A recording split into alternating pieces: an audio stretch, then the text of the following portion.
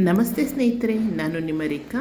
ಇವತ್ತು ಕರ್ದಿರೋ ಅವಲಕ್ಕಿ ಮಾಡೋಣ. ತುಂಬ ಚೆನ್ನಾಗಿರ್ತಕ್ಕಂಥ ಸ್ನ್ಯಾಕ್ಸ್, ತುಂಬ ರುಚಿಯಾಗಿರುತ್ತೆ. ನಾವು ಎಲ್ಲಿಗಾರು ಹೊರಗಡೆ ಹೊಂಟ್ರೆ ಇವುಗಳನ್ನು ಮಾಡ್ಕೋಬೋದು. ಮತ್ತು ಈವ್ನಿಂಗ್ ಸ್ನ್ಯಾಕ್ಸ್ ಕೂಡ ತುಂಬ ಚೆನ್ನಾಗಿರುತ್ತೆ. ಸ್ವಲ್ಪ ಮೀಡಿಯಮ್ ಅವಲಕ್ಕಿ, ದಪ್ಪ ಅವಲಕ್ಕಿ ಕೂಡ ತೊಗೋಬೋದು, ಮೀಡಿಯಮ್ ಆದರೂ ತೊಗೋಬೋದು. ಎಣ್ಣೆನ ಬಿಸಿಯಾಗಿಟ್ಟು ಅಂದರೆ ಚೆನ್ನಾಗಿ ಕಾಯಿಸ್ಕೊಂಡು ಅದರಲ್ಲಿ ಅವಲಕ್ಕಿ ಹಾಕಿ ನೀವು ಚೆನ್ನಾಗಿ ಕರ್ಕೊಳ್ಳಿ.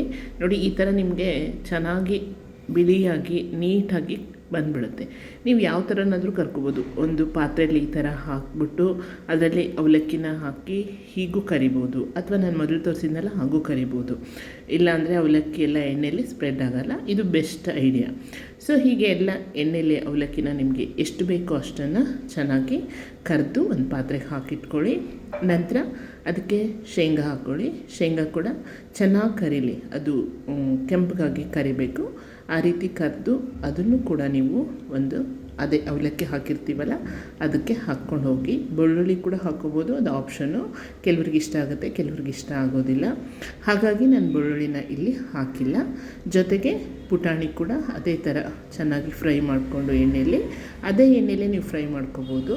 ಯಾಕೆಂದರೆ ಆ ಎಣ್ಣೆ ಕರಿಯೋದ್ರಲ್ಲೇ ಹಾಕ್ಕೊಂಡ್ಬಿಟ್ವಿ ಅಂದರೆ ತುಂಬ ಚೆನ್ನಾಗಿ ಕೆಂಪಗೆ ಬರುತ್ತೆ. ನಂತರ ಗೋಡಂಬಿ ಕೂಡ ಹಾಕಿ ಅದನ್ನು ಫ್ರೈ ಮಾಡ್ಕೊಳ್ಳಿ. ಅದಕ್ಕೆ ಸ್ವಲ್ಪ ಕರಿಬೇವು ಸೊಪ್ಪು ಹಾಕ್ಕೊಳ್ಳಿ.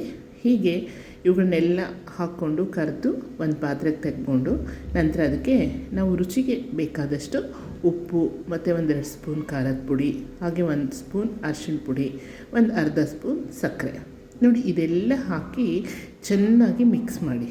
ಚೆನ್ನಾಗಿ ಮಿಕ್ಸ್ ಮಾಡಿದ್ರೆ ನೋಡಿ ಎಷ್ಟು ಚೆನ್ನಾಗಿ ಕಾಣಿಸ್ತಾ ಇದೆ, ಎಷ್ಟು ಕಲರ್ಫುಲ್ ಕಾಣಿಸ್ತಾ ಇದೆ, ಮತ್ತು ತುಂಬ ರುಚಿಯಾಗಿರುತ್ತೆ. ಸಂಜೆ ಟೀ ಜೊತೆ ಇದನ್ನು ಸವಿಬೋದು.